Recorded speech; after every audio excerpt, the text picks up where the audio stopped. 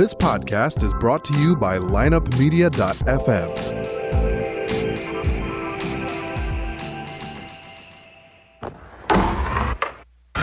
Because if you can tell me what your habits are, I can tell you what sort of a person you are. I can tell you what your future looks like.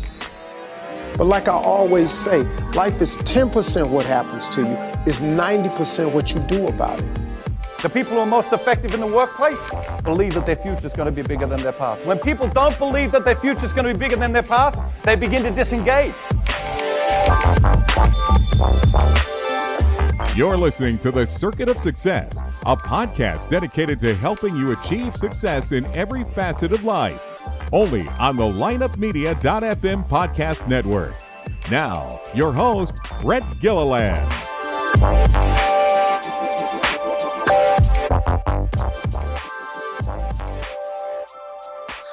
Welcome to the Circuit of Success. I am your host, Brett Gilliland, and today I've got the privilege to interview Lisa Nichols. Lisa, how you doing? I am doing great today, Brett. How are you? I am so good. It's good to be with you. I've heard so many great things about you. We've never met in person, but I've heard about you for years. And your good friend Adrienne Bracey was just on the podcast maybe a month ago, and she said, "You know what? You've got to get Lisa Nichols on this podcast." I said, "Done." And so now here we are. So, so good to be with you. Much. Yes. Thank you so much for having me, Brett. It's always fun to chat with other people in business. And I'm sure we're going to have a good time today. That's right. Well, you are the CEO and founder of Technology Partners, co-founder. You and your husband co-founded that, and now have 350 plus employees, which is amazing. You have a podcast called Something Extra. And you are a wife, a mother, and probably the best title of all, a grandma.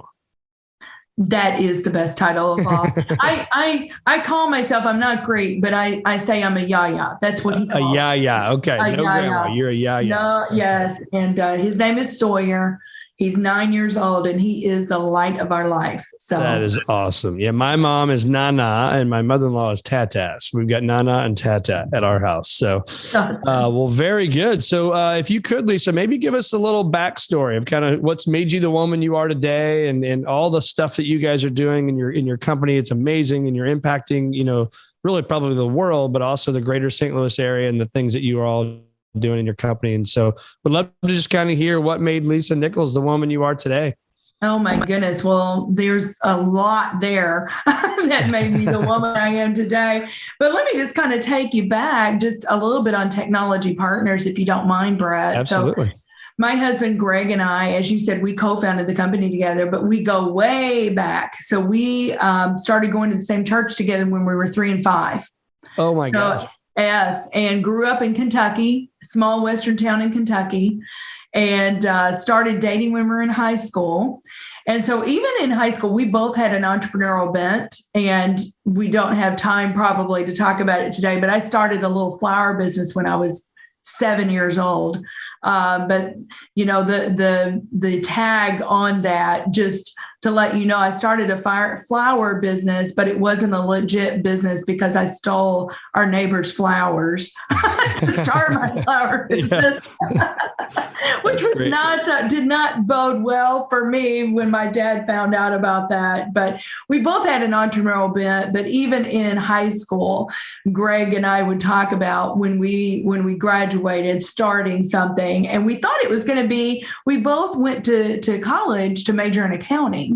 And we thought it would be a CPA firm, right? But along the way, he switched over and said, "I'm going to go into computers." And so we spent the first 10 years of our career in Fortune 500 companies, working for different Fortune 500 companies. And then 27 years ago, decided to jump onto the entrepreneurial wagon. That's when we co-founded Technology Partners. But, we brought our individual strengths to the table. And it's been a fun ride. But as far as what has made me the woman I am today, I would say the first thing I have to shout out is God. I'm a faith-filled woman. Jesus is at the center of everything, of our life, of our business. I would also say because I met my husband at such a young age, Brett, he was a huge factor. We grew up together, basically. We truly literally.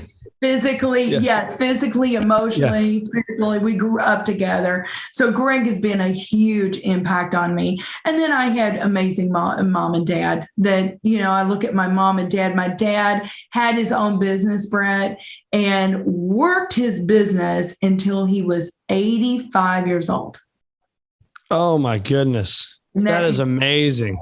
Incredible. And probably he's 92 now, would have probably still been working his business, but my mom ended up getting sick and he gave up his business when she got sick. And so, I just grew up with this, just a wonderful life with parents that loved me, that gave me opportunity, that believed in me. And I realize that's not always the case for everybody, but grew up with a really strong foundation. Well, that's very strong. One of the things, as you on your podcast, you probably learned, that is a strong pillar, that faith, and then your family. I call them the F to the fifth power. What I focus on every day is my faith, my family, my fitness, our fun, and our firm, right? And those 5 things, that's how I try to filter all decisions, to go through those things. And if I can stay locked and loaded on that, then good things should hopefully happen, right? Oh, that's a great way to live. Yeah. And I'm about simplicity, Brett. So I love what you just said, F to the fifth, and just looking at all those different, kind of call them buckets too in your life, and just make sure that those buckets are holistic and healthy, and that's part of it. So I love the entrepreneurial journey you talk about. And, myself, I was at a financial industry before and have been since I was graduated from college. But about it was March of 2014, decided to take this leap and start Visionary and all these things. And so it's scary, right? I mean, and I'm sure you guys felt this. I think you said 1994, but when doing my research, what I loved is you guys took a home equity line, a $30,000 home equity line of credit is what I read. Started your company. Needless to say, you're all in at that point, right? Because it's you and your husband. You get your house on the line, and here we are. We're going to go start this company. I mean, how scary was that? Talk to us about those early days, years, months, whatever it may be. Right. Well, we were young, Brett, and I think naivety sometimes is bliss. We had no idea really what we were doing. There was no playbook. I often say, wow, today you think about the accelerators and the boot camps and things like that. We had none of that, really. I mean, we were learning by the seat of our pants, basically. Now, I will tell you this. We had strong foundation from our Fortune 500 days. We started our careers at McDonnell Douglas, and I will tell you, that was such an amazing place to start because we learned so much of the foundational things about discipline and systems and processes and things like that. But yeah, it was scary. Now, the one thing that I will say, Greg at the time was consulting, and we did not at that time, Brett, I feel very fortunate. We didn't live above our means. We really did live where we could pay our bills based on what he was making consulting. So when we started the company, he's probably working 100-hour weeks, right? Because he's working his consulting job in the business. But I basically was able to work pro bono for the first, it was probably a little over a year before we had enough to where I could actually draw a salary. Can I interrupt you there real quick? So I love that. So it's over a year, right? Quoting you, over a year before I could draw a salary. And so when you think about that, that's huge. And so many people, I think in today's world, they want that immediate gratification. I'm going to start this company and I need to make the same or more than I made this year. And that's just not, in my opinion, that's not starting a business, running a business, owning a business. It's not going to work that way. Yeah, it's not reality. And so when you're doing that, though, you have to think, how can you be efficient? How can you, there's a book out there called The Lean Startup. If any of your listeners are thinking about starting a business, that's a great business. You don't want to go out and lease space. You want to start small. Yeah. And so the reason we had to take out the home equity loan, though, Brett, we are in the IT consulting business, and IT people are very highly compensated. So we had to have a way to manage our payroll.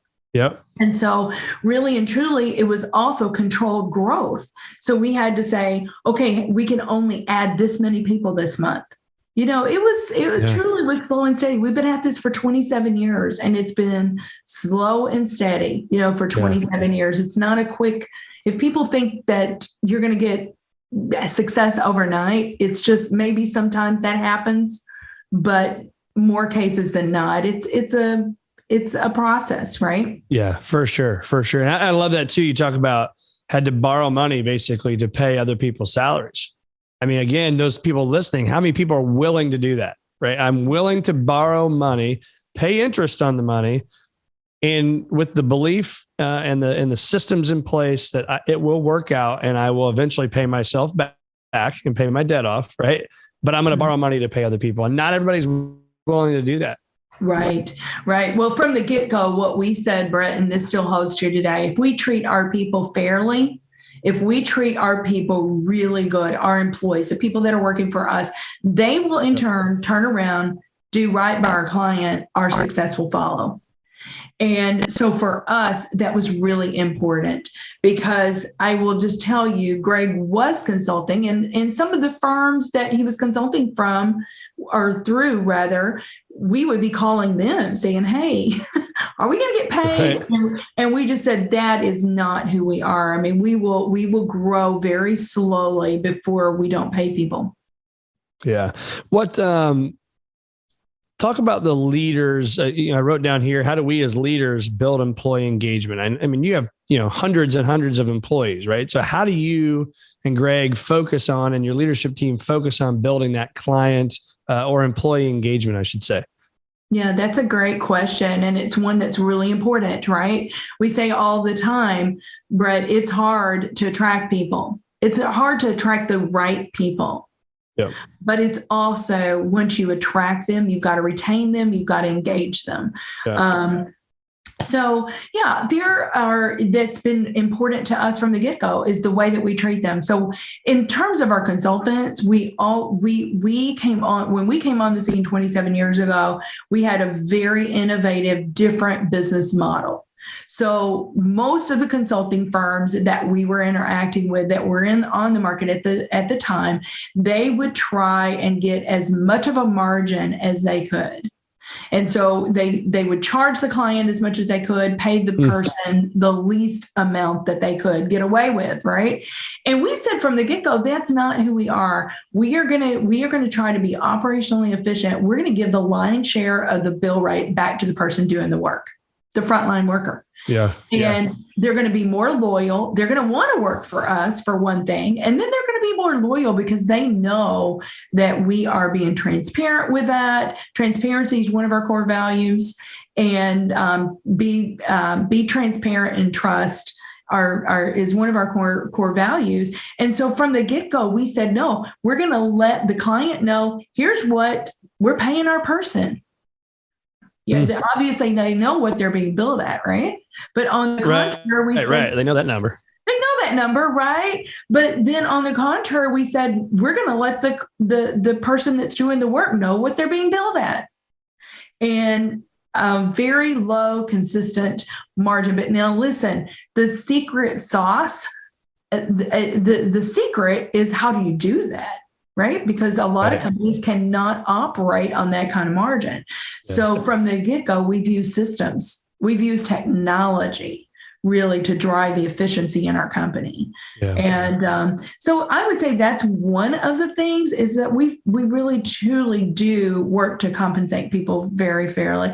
And then we've got a family feel. I mean, we give flexibility. We were given flexibility before the pandemic happened and people were able to work from home. And I would tell you, I can't remember what year it was, Brett, but I want to say maybe 5 years ago that we won best workplace. And we got one of the special recognitions for workplace or work-life balance and flexibility. So. And that's huge too, to focus on that for people. I mean, at companies to have that work-life, we call it work-life integration, because it's hard to really balance the two, as you know, right? To think about, well, if you had a bad day at home or a bad day at work, that stuff can come home with you. Right. So how do we integrate those two to make it good? And from what I know about you and what I've heard about you, you're a very positive person. Right. And so how do you lift up others? Because if you just grab your cell phone, you can find enough negative news in the next 30 seconds to like destroy your entire week. Right. If you let it go there. But how do you personally lift others up, whether that's at home or at work? What are you doing in that avenue?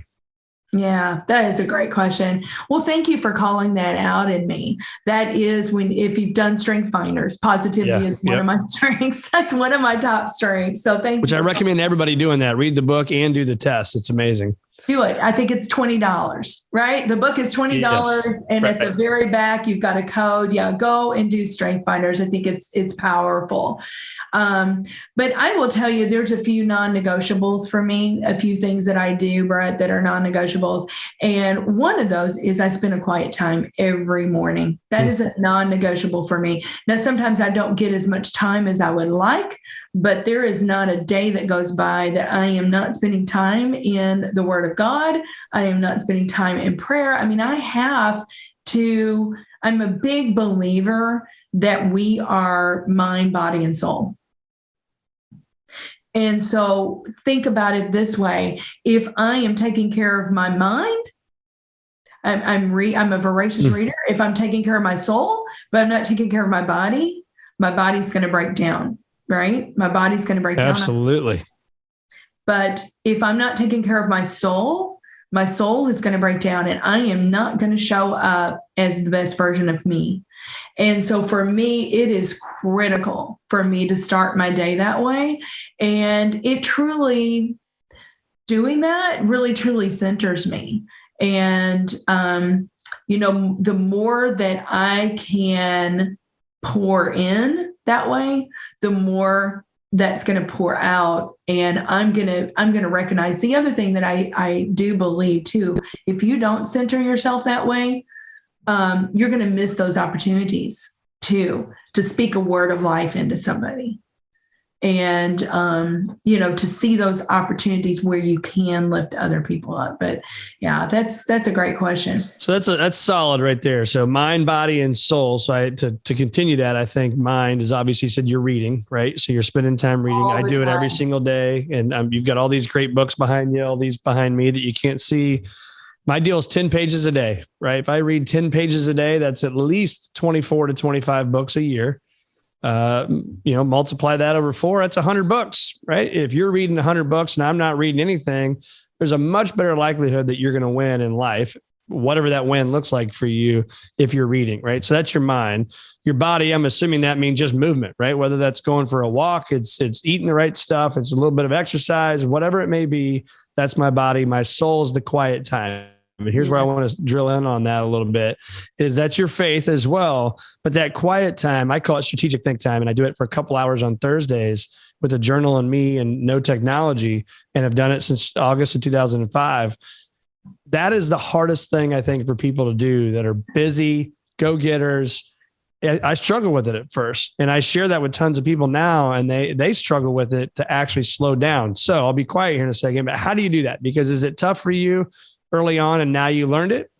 It's so tough. It is so tough for me because I am an activist. I am a doer. I've been described, Brett, as the Energizer Bunny. I just go. My mind goes. There's a book by Gordon MacDonald that I'm reading right now called Ordering Your Private World. And this is not unique to me and you, Brett. This is human beings. He said one of the hardest things for human beings to do is to be in silence and solitude. But it is one of the hardest things to do. But I guarantee you that people that are successful in life, they will find that silence and solitude. Just to have, I kind of call it having a meeting with yourself. And you can't cancel that meeting. People do, but you should not cancel that meeting. Cancel that meeting. No, this is where you and whatever. My quiet time looks like reading the scripture. That's I read the Bible. And I'm not just, I'm glad that you mentioned journaling. That's another one of my principles. I'm a huge journaler. I don't know how many journals I have, but people think, oh, journaling. I guarantee you though, if you will get into practice and the habit of doing this, it is so powerful because I've got a friend, Steve Morris, that was he was a designer of award-winning yachts, and he actually teaches kids. He goes in and does, I think it's called Lego Serious, where you use Legos to open up the creativity. There's scientific research that shows, Brett, that when you put pen to paper, it gets your thoughts in a more clear, it helps you clarify for one thing. For sure. And sometimes, as leaders, boy, do we need clarity in our thinking. Yeah. Putting that pen to paper is so important. Just it can be what you're thinking about. What are your questions? What revelations have you had? Because I guarantee you, unless you are like some sort of genius, next week you're going to forget those things. I don't know about you, but I find when I write it down too, then it's like a brain tattoo. I mean, I can remember, like, almost could shut your eyes and say, okay, I know that's going to be on the left side of the journal, and here's where it's at. It helps me remember it more often. And then I go back and read all my journals through Christmas and New Year's. And so I think it's just, people probably get tired of hearing me talk about it on here, but I think it's so important to spend that alone time with yourself. And we can talk kind of war stories, if you will, on what we've learned in our podcast. You've got this podcast, Something Extra. You've been doing it since 2018. I've been doing mine since 2017. The learning has been phenomenal. But one thing I hear a lot is this right here, sitting down by yourself, having that meeting, from people that, Dr. Tim Eberlein, who, runs Siteman Cancer Center. I mean, he's got basically 5 full-time jobs. I always tease with him. Quiet time every day, right? You, right. CEO, founder of a massive company, 350 employees, quiet time every day. It's a non-negotiable. It is. And you could give me every excuse in the world, right? Why you shouldn't do that. Oh, I've got this email, I've got that thing going on, or this email I've got to respond to, or that client or that employee, or the list goes on and on. But yet it's non-negotiable for you. And I love that. Mm-hmm. I love that. What do you do to work on the business versus just in the business? That's a good question. And that is something that people have trouble with too, right? Yeah. There's always more to do. Well, okay. So I'll go back and I'll give your listeners a principle here. And not that you have a lot of husband-wife teams that listen, but if you do, I mean, this principle really does apply either way. But Greg and I, very early on, Brett, I have to tell you, we didn't always do it right. We talked business all the time, strategy. Yeah. We'd be on vacation. We're talking strategy. We're walking in the evening. We're talking strategy. And so several years ago, we said, we're not going to do that anymore because it's all consuming.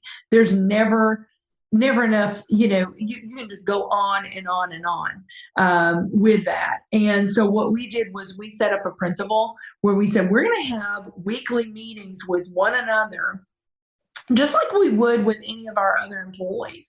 We're going to do that during the business hours. So every Friday, he and I sit down on Friday afternoons and we talk and we work on the business.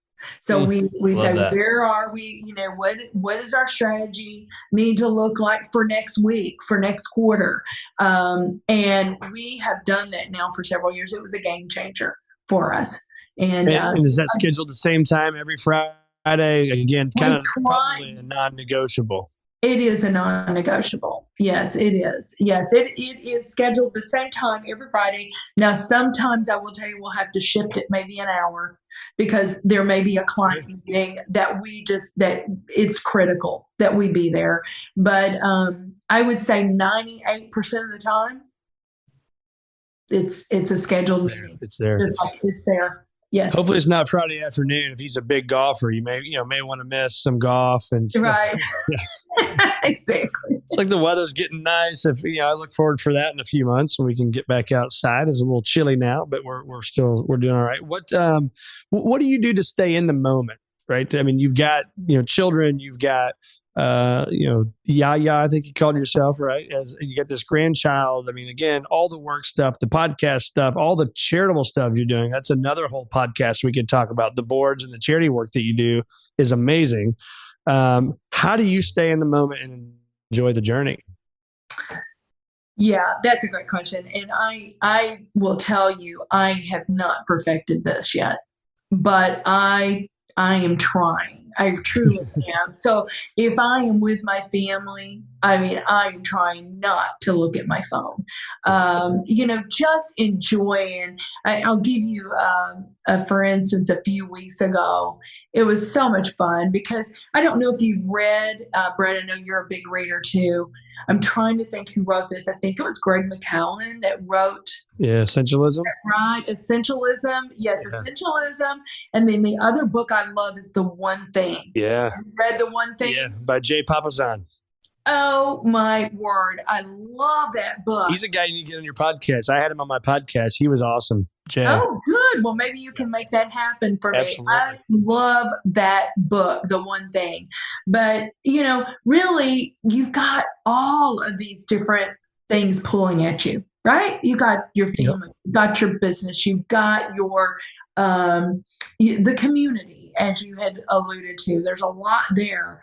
But it's like, what is that one thing that you could do? So a few weeks ago, my aunt, who is now, she just celebrated, her 95th birthday. That's incredible. And my aunt was known for this one strawberry cake. Well, I started a couple of years ago with our grandson baking with him.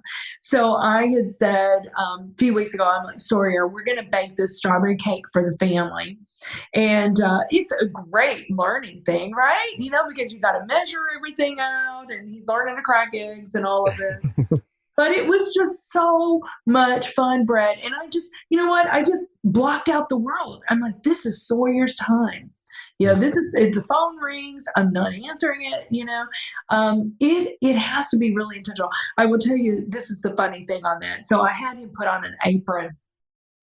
And he puts on this apron and he's like, Yaya, is this really necessary? This is necessary. Come on. This is really necessary. And I said, yes, this is necessary, but I've just thought back to that day and it was just so much fun, but it was all about Sawyer. Yeah. All about him. And so that kind of thing does not happen there without intentional thought. Yeah, that's exactly what I was just getting ready to say. You said it a little bit ago, is be intentional. I think that's what we've got to do and I'm guilty of that, right? You get home and you do look at the phone and you do check that one more email and it's like, gosh, why am I doing that? And I think, but to your point, we have to be intentional. So is it putting the phone on my nightstand, when I get home? Is it making the rule I'm not going to pull it out of my pocket, whatever it may be, we do. To your point, we got to be intentional about that stuff. Right. And that's huge. And so you mentioned it earlier too, is clarity. And Robin Sharma is an author I love, the book, The Leader Who Had No Title. If you've never read that book, I would, buy it tonight. It's phenomenal. Leader Who Had No Title. And he talks about in there is clarity precedes mastery. Right. If you want to master something, we have to have clarity on it. I can't just show up, whether it's baking a cake, right? They'd be like, hey, Sawyer, you're 9, you're going to bake a cake. Okay, what do I need? Right. The clarity in that deal is to break it down to that level is your grandma, who's 95 years old, probably in her handwriting, right, wrote it down. You need this many eggs. You need this many ounces, to your point of measuring it. Right. And so why are we not doing that with our life? Why are we not doing Sunday night planning for the week or daily planning for the week or 90-day focus? All these things, we've got to do it. So thoughts about that when you hear me say that? That is huge, Brett. That is huge. several years ago, I read Michael Hyatt's book, Living Forward, and there's other ones out there. I don't get a commission from Michael Hyatt. He was the publisher for Thomas Nelson Publishing for years, of the CEO for Thomas Nelson. But he wrote this book, Living Forward, and I love it because it's a framework. And I always say, we have strategic plans for our companies. Why don't we have a strategic plan for our life? And I had said before, mind, body, soul, I think about like buckets. And so he calls it accounts. So you have accounts. So you have, your faith, you have your health, you have your family, you have your business, you have your community, you have, maybe if you're involved in some sort of ministry, but you have all these different accounts. And what I did was even in my relationships, I broke it down by child. So we have, obviously I have my husband, Greg. We have 3 children, Jordan, Paige, and Allie. I have an account for each of them. And then of course now I've got Sawyer. And so you basically kind of take a snapshot. Where am I right now with this relationship? And you can just write a couple of sentences about that. Where do you want to be at the end of your life? What do you want that person to say about how you showed up in their life? And then you basically take tactics. Maybe you need to spend more quality time with that person. Maybe you need to get into their world a little bit more. My son, Jordan, he is 29, but he's had literally, Brett, I'll just tell you, he's had about 5 different careers already, and he's still trying to figure it all out. Yeah. Some of your listeners may be able to relate to that. But he's had about 5 careers, but right now he's really into health and wellness. So he's, going down the whole health wellness track and wants to be a health wellness coach. And so last week he's been doing the hot yoga. And he's like, Mom, do you want to go to hot yoga to detox? And I go, so to be honest with you, I wasn't really excited about going to hot yoga, but I'm like, I'm going to go with him. I'm going to go with him so that I can get in his world more. And, and I will say, hey, listen, if you haven't done the hot yoga, you got to go do it.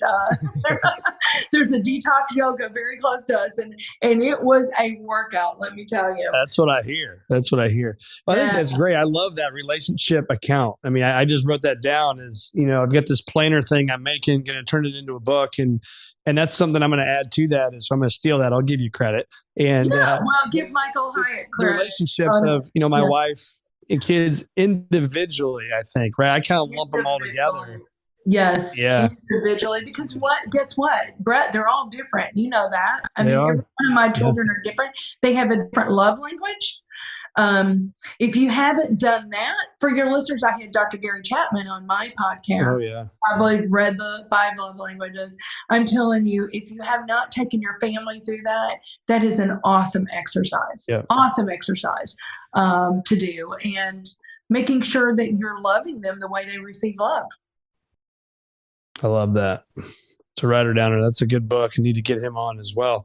Talk to us about your fears. Okay. I don't know if you have that. Obviously, a faith-filled person. I think we all put fears in our minds, whether it's for personal reasons or at work, whatever it may be. But how many of the fears you put in your mind actually blew up to the magnitude you put them in your mind to be? Very few. Yeah. Very few ever do. I'll tell you, I don't know if your listeners have you read Dr. Jason Selk's books, Brett? Yes. Yeah. From which the Relentless Solutions Focus, his newest one, is phenomenal. And we just connected probably, I don't know, maybe 4 or 5 months ago he was on. So he's been on 2 or 3 times on the show. He's good. He's really good. Yes, he is so good. I've had him on mine as well. And he says that we have 10 to 65,000 thoughts a day. 80% of those are negative. And you have these fears, and most of them never even come. But yeah, I have fears. I mean, I have fears that, am I spending my time the way I need to be spending my time? Am I messing, I remember thinking earlier on, am I messing my kids up? Yeah. Right. Are we making the right decisions for the future for technology partners? We all know that, things change, right? That is the one constant is change. And especially in technology, it's constant change. Right. Yeah. So are we pivoting correctly? Are we positioning ourselves to be future proof? I mean, there's all of these fears. Yeah. But at the end of the day, listen, we have to, you got to do the work. I mean, one of the beliefs I have, Brett, and I'm sure you do too, is hard work works. Yes. Yes, absolutely. Yeah. A guy told me a long time ago, he said, work only comes before success, or success only comes before work in the dictionary. I thought, man, that is so true, right? You got to work to be successful. And again, you define success. Yeah. So, yeah, sure. I have those fears, but listen, you just do the best that you know to do. And then seriously, I go to my knees. I mean, I'm constantly praying over these things too, praying for clarity of thought. That the cobwebs in your mind will be removed so that you are clearly thinking about whatever it is, the situation that you're facing. Yeah. So, talk to us about the spring of 2017. You kind of got an invite to this little place. It's a certain house. It's called the White House, and not everybody gets to go there. And that had to be an amazing experience. It was such an amazing experience.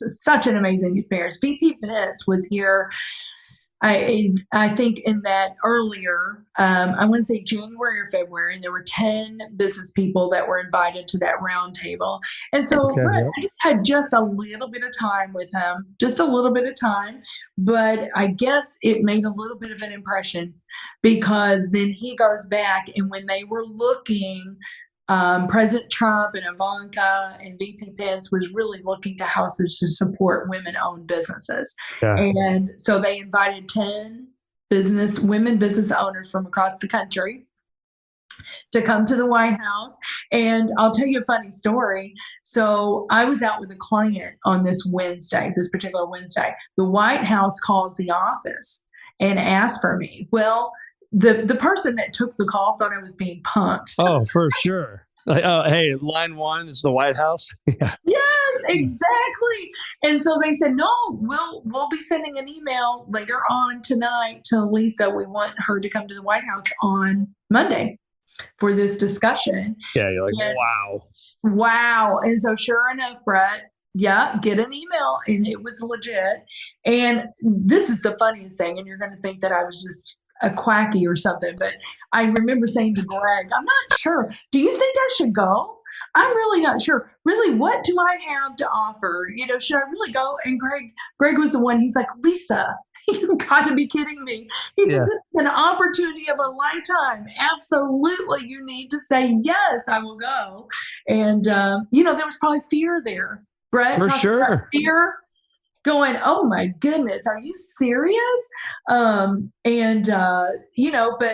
sometimes we have to just put that fear aside and say, no, if they ask you to do something, if someone asks you to do something, it's because they think you can do it.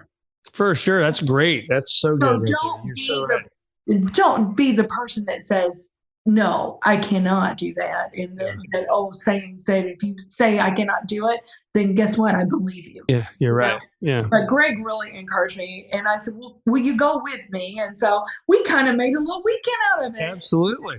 And So you get to the White House, you check in. I'm Lisa Nichols. I'm here to see the President of the United States. You walk in, right? I'm assuming Howard. So what's that even like? Obviously, I've never been to the White House.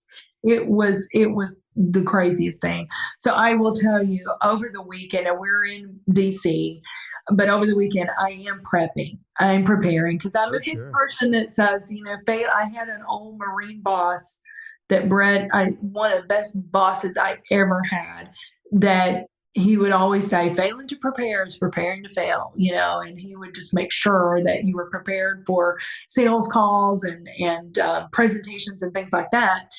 And so I did prep because I'm like, I have no idea what all we're going to talk about, but I want to make sure that I have a little bit of preparation. So we were to be at the Roosevelt room. It was going to be in the Roosevelt conference room, and we had to be there like at 10 o'clock because we had to go through security, right? So it was an hour of security. Then we had from 11 to 12. And literally it was, we had a handler that came in and said, now when President Trump comes in the room, everybody rise, and just giving us the etiquette of it all. Right. But Brett, this is the funny story. So she had said, now listen, we only have an hour and we're talking about what are the challenges that women businesses go through? How can the administration support? What can we do? And she said, so there's 10 women in the room. And of course, Ivanka was there, VP Pence, President Trump at the time, and then some of his people. So there were a lot of people in the room. So she said, now listen, when you're going around and introducing yourself, don't go on and on, because we want to make sure that, we have enough time to really talk about the issues. So I was the second person in line. And, I just said something like, I'm Lisa Nichols, co-founder, CEO of Technology Partners, a full service IT firm headquartered in St. Louis, Missouri. And that's all I said. And so, but then two ladies down, this woman, she just went on and on and on. You're like, I'm thinking to myself, wow. I'm a very passionate person. 99.9% of the time, I'm very passionate about technology and what we do. And I was like, gosh, President Trump is going to think I'm just not really that excited about our business or whatever. And so our kids later said, but Mom, because it was on CEN and everything, CNN, our kids later said, but Mom, maybe because you followed the rules, you will get asked back. Yeah, that's right. But you know what? I also think that's confidence. Don't you think? If we have to go on and on and on and on about it, I don't know. I don't know. Anyway, that's what I think. Right. What a cool experience. Awesome. It was a cool experience. And that hour, Brett, went by like this. I bet you wanted more. I want 5 more hours of this. This would be incredible. It was incredible. Yeah. It was. It'll be an opportunity that, hopefully I'll never forget. Yes. Absolutely. Couple more questions. So how do you get outside of your comfort zone? I call it the comfort zone callus, right? This circle, we go to the edge of it and we bounce back because the middle is warm and fuzzy and all this stuff. And we start to build this callus that we can't bust through. So how do you bust through it and get out of your comfort zone? Right. Well, I'm going to say this, but I'm going to say it with a caveat. I say yes to things, even if they don't feel super comfortable. So a few years ago, I got appointed by the governor to be on the Missouri Technology Corporation board.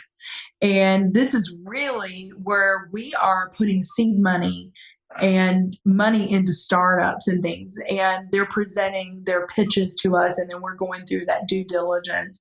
And quite truthfully, I've never done that. Now, I've been on the other side, obviously, of us, but I've never really done that. But, saying yes to things, even if you don't have experience. And, I will say yes to things, but I'm going to say that with a caveat, because what I have learned, part of who I am, Brett, I can tend to be a people pleaser.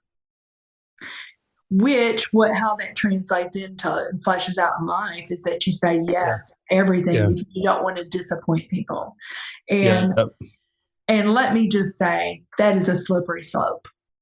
And that is a trap that you do not need to get into, because, if you're not putting boundaries around your time and your energy, you're going to be living somebody else's life. And I don't want to get to the end of my life and realize that, right? So I'm saying that. I know it sounds double-edged, but you got to protect your yes too. And I've learned that as I've gotten older.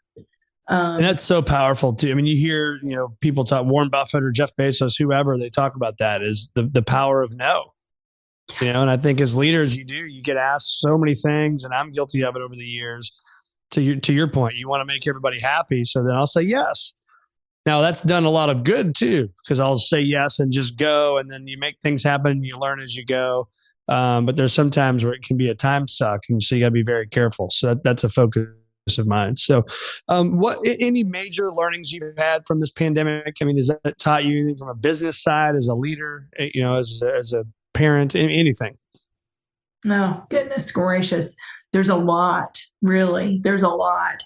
I think I've always been an empathic person, but just knowing that this has been so hard on so many people, it's just, I've learned more empathy. I've learned that, really it is people that matters most.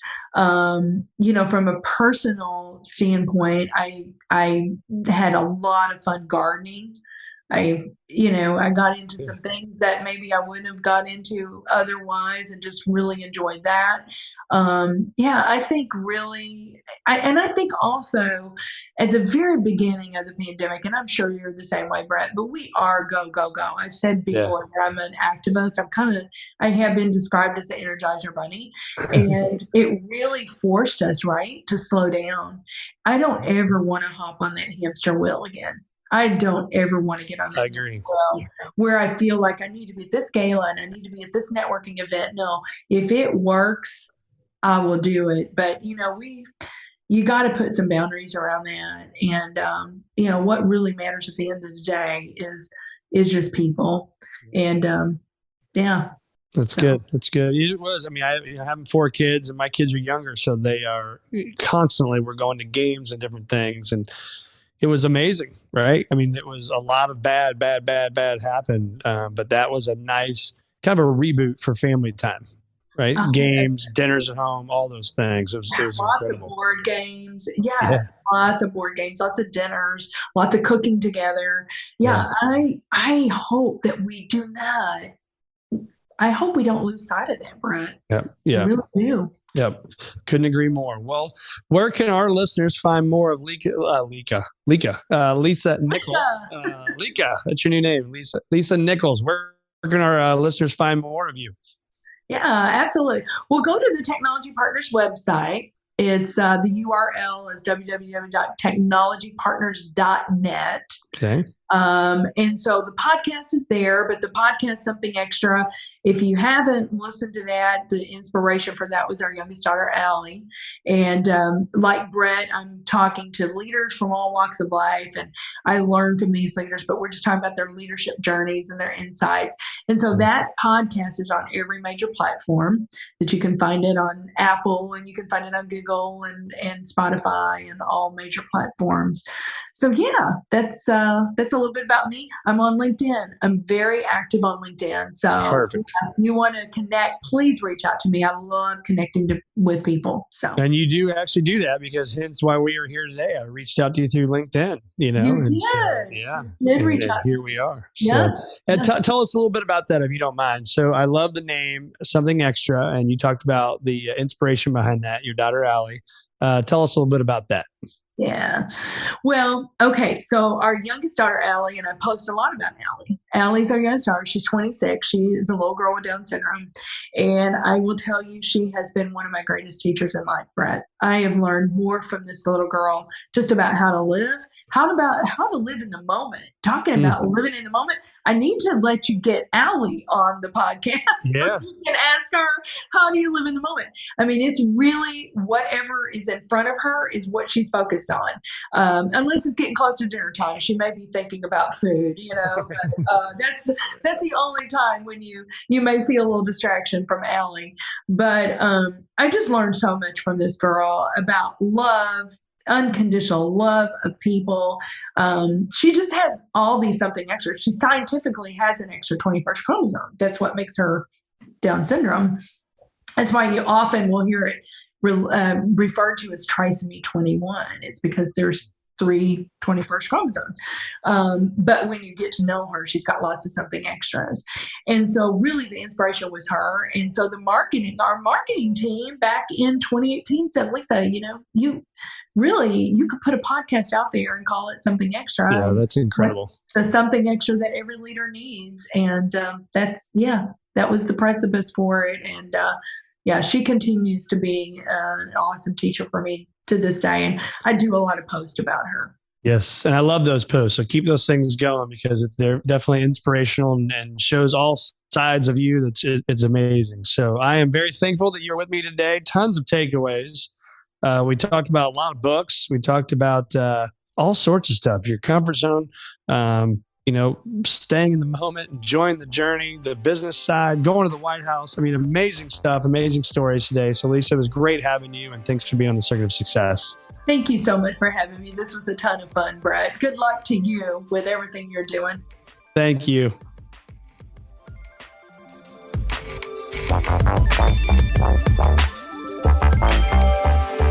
Tune in next week for another episode of The Circuit of Success with Brett Gilliland on the lineupmedia.fm podcast network.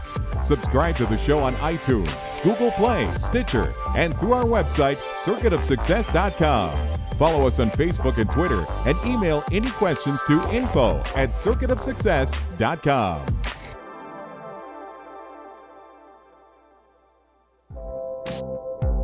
This podcast was a presentation of lineupmedia.fm.